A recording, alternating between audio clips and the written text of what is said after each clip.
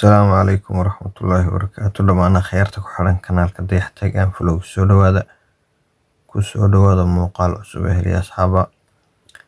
Caawa muuqaalkan waxaynu kaga hadlaynaa application runtii aad kala digi karto filim kasta noocii u dambeeyay 2020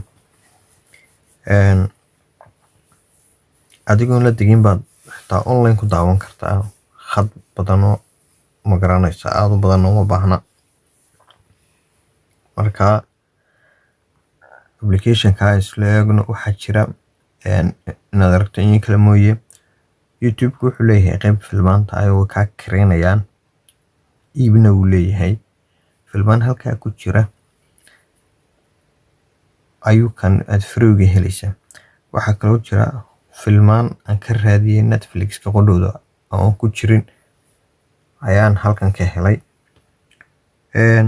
intaan bilaabin muuqaalka haddaad kanaalka cusub tahay fadlan soo biir kanaalka, subscribe saar, muuqaalkana like saar, mahadsanid.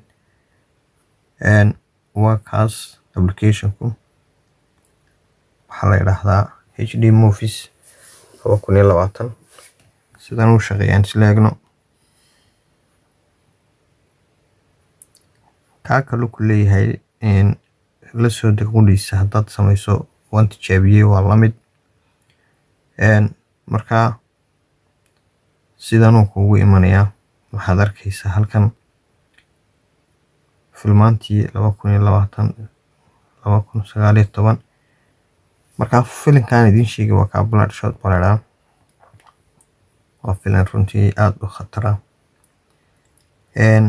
wax dhiba kugu xidhi maayo markaad saa tiraahdo wuxuu ku leeyahay inaad download garaysato iyo inaad play tiraahdo iyo inaad TV-ga ku xidhato.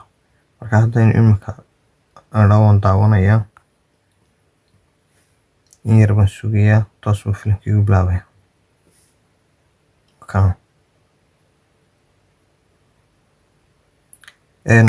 subtitle buu leeyahay filimka. waxaan yar qabtay ma rabo inaan muuqaalka soo geliyo isagoo filimku baxayo waayo xuquuq baanaan u lahayn. halkaas wuxuu leeyahay cabirka kamarada resolution-ka. subtitle English buu leeyahay xagga hoose kugu qoraya.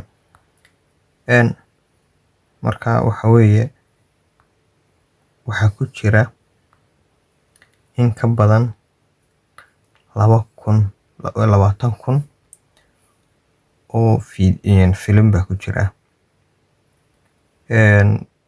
searching-kii uu leeyahay filimka doonta search garanaysaa wataa searching-tiisa. intaas ugu saabsanaa muuqaalku waan salaamayaa.